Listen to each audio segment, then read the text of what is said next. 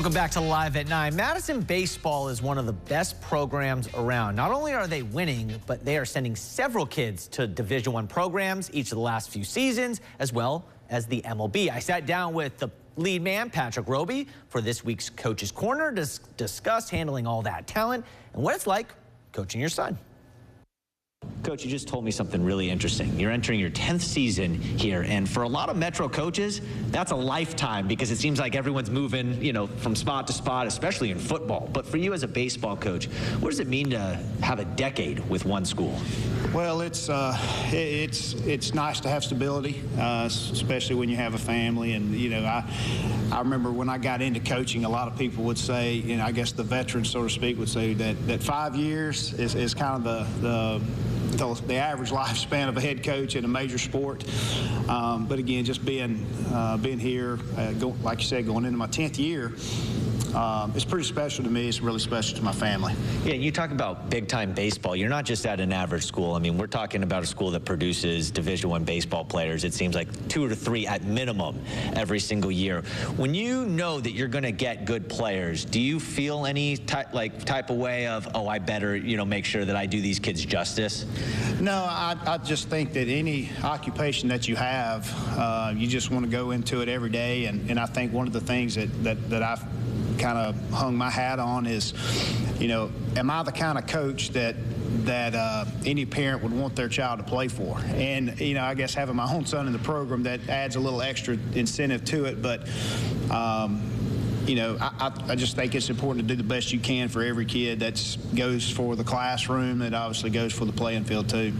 Every coach talks about, I don't treat my son any different, but I got to think that it's kind of hard not to because he is your son and there is a different kind of relationship. Is there anything you do differently when, you're coaching your son on your team, maybe different than the other players? Well, I think the biggest thing is try not to be too hard to them. Try not to be too hard on them because that's obviously the biggest challenge is, going into it. I talked to every coach that I knew that had their son or daughter go through their program, and that was the biggest advice that I got is treat them like you would treat anybody else, because the tendency is to be too hard on them, and I can understand that for the past 2 years, kind of seeing that. I love my grandma. The only fight we've ever been in is when she was my volleyball coach, and this was middle school, and I lost skateboarding for a week at one point because it's tough because you view her one way, she views you one way, and then there's also all the other players on the team. Yeah, that's right. It's certainly a balance. It's a balance. Absolutely. All right, so you just had a player drafted in the major leagues. You've had that a few times. Talk about Braden Montgomery going to the Red Sox of all places. Well, it's my wife and I were talking about that.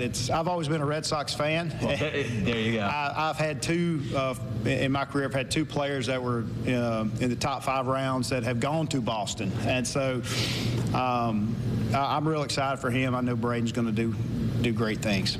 For you as a coach, is there anything now that you are looking forward to when it comes to a season? You've done this for so many years. You've been here now for a decade. Is there anything that specifically you can't wait for when it comes to the baseball season?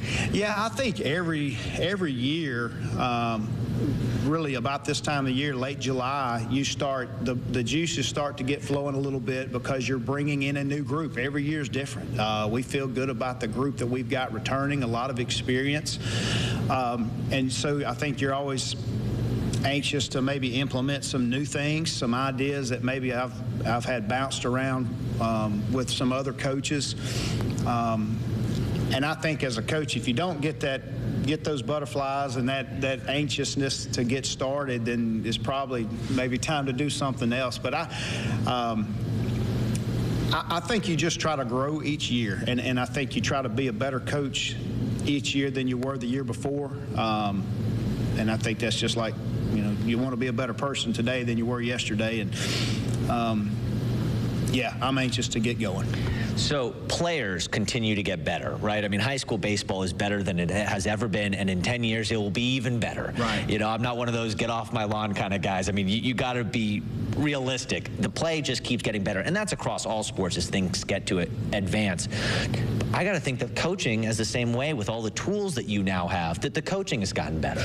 Yeah, and boy, that's that's an argument, I guess, that old school versus new school, and where is it? I think it's like, coaching is kind of like if I'm going to have heart surgery, I don't want a doctor that's using the methods that were used 50 years ago to perform my heart surgery. I want the best doctor. I want the best technology, the best methods. But I think, with coaching, some of that, the disagreements sometimes can be toxic, but there were guys that were really good players 20 or 30 years ago that would be really good players today. But coaching is, you need to adapt. You need to adapt. You need to make yourself,